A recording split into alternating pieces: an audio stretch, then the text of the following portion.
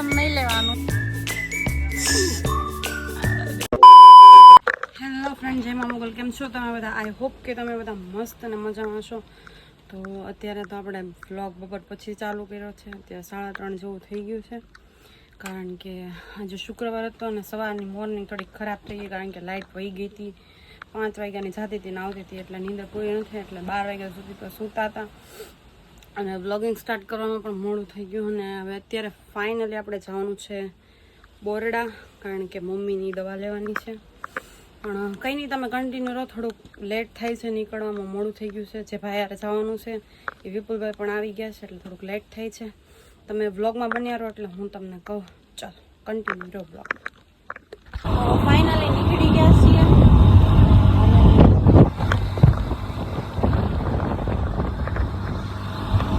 હા mummy, finally આજ બોરડાથી દવા લેવાઈ જાય, કારણ કે મોવાની દવા તો બહુ બધી લઈ લીધી. આજે ત્યાં જઈએ છીએ, મોહન મને સંભળાય નહીં તમને, એટલે વાંચીને આપણે વાત કરીએ.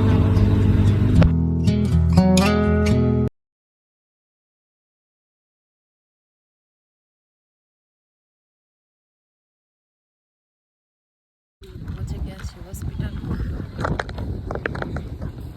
એમાં પૂછવા જાય છે. હોસ્પિટલ છે, બોરડા ગામ છે. ગામની અંદર છે, તો ગલીમાં છે ને કંઈક વાડીની બધું. ફાઇનલી પહોંચી ગયા. હવે આ લાસ્ટ હતું દવાખાનું ગાઈસ, મમ્મીને બતાવવાનું, કારણ કે મોવામાં તો કોઈ બાકી જ નથી. અને દવા છે ને મારા મમ્મીને સ્કિનની કંઈક પ્રોબ્લેમ છે શરીરમાં, 84 નામની કંઈક એટલી ફોડક નીકળે એવું મારા મમ્મીને વાહમાં 3 વર્ષ થઈ ગયા. મમ્મી 5 વર્ષથી છે. 3 થી 4 લાખ રૂપિયાની દવા કરી મોવામાં, પણ છતાંય કંઈ ફેર નથી પડ્યો. હવે લાસ્ટ અહીંયા કીધું હતું કે બોરડામાં સ્કીનનું છે. એ બાપા, હવે લ્યો બેડ ન્યૂઝ, ડૉક્ટર મોવા વી ગયા ને અમે બોરડા આવ્યા. હવે 7 વાગે આવશું, ખબર નહીં હવે કે તમે કન્ટિન્યુ રહો બ્લોગમાં. તો ફાઇનલી ગાઈસ કેટલા વાગી ગયા, ત્યારનો વેઇટ કરીએ છીએ. 6 ને 11 થઈ ગઈ, છતાં હજી ડૉક્ટર નથી આવ્યા. હજી 7 વાગે આવશે, એટલે આટલું બધું વેઇટ કરવું પડશે. ને કંટાળો આવી ગયો કામ મમ્મી? ગાઈસ હજુ હા ફાઇલ બાય બધું લઈને આવ્યા. મારામાં તો ચાર્જિંગ એ નથી ગાઈસ, ખાલી થઈ ગયું, ભૂલાઈ ગયો પાવર બેક લાવતા. મારું માથું રેડી હે મમ્મી?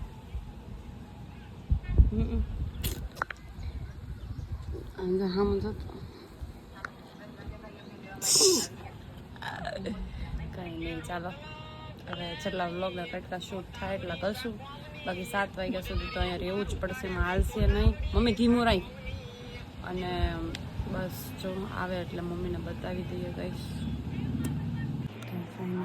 ડૉક્ટર આવી ગયા અને વારો આવી ગયો. કેટલો વેઇટ કર્યો, અંધારું થઈ ગયું. અત્યારે 7:30 તો થઈ ગયા 4. ના તો વિપુલભાઈ કંટાળી ગયા. કંટાળી ગયા. કાંઈ નહીં, ચાલો ફાઇનલી બતાવી દઈએ. બતાવી દીધું છે. ડૉક્ટરનો સ્વભાવ પણ સારો છે અને મમ્મીને ચોખ્ખું કીધું છે કે આ તમને સારું ક્યારેય નહીં થાય. તમારે મતલબ કંઈક, મમ્મી શું કીધું? એમ કીધું છે કે તમને પ્રોબ્લેમ વધી ગઈ છે, એટલે તમને આમાં 10,000 રૂપિયાનો ખર્ચો આવશે ને બધું થઈ જાય. કંઈક કીધું ને કરાવવાનું, મશીનગીરીથી કંઈક કાઢવાનું કીધું. લેઝર ટ્રીટમેન્ટથી કાઢવું પડશે તો વયું જશે અને એમાં ખર્ચો થશે. પણ કંઈ નહીં, આપણે 3-5 વર્ષથી તો ખર્ચો કરીએ જ છે. અને ફાઇનલી કીધું છે સારું થઈ જશે, એટલે થોડાક દિવસમાં આવવાનું થશે. અત્યારે તો દવા કંઈ દીધું નથી, ડાયરેક્ટ કેટલા 8 અઠવાડિયા પછી આવવાનું કીધું છે. અને પછી કા મમ્મી કેવું લાગ્યું? મૂડ ઓફ થઈ ગયું છે મારું.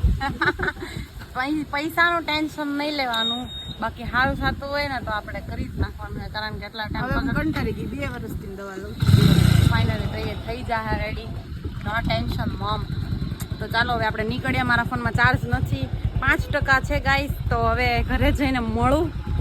બાકી કન્ટિન્યુ રો બ્લોગમાં. કા વિપુલભાઈ? Let's go.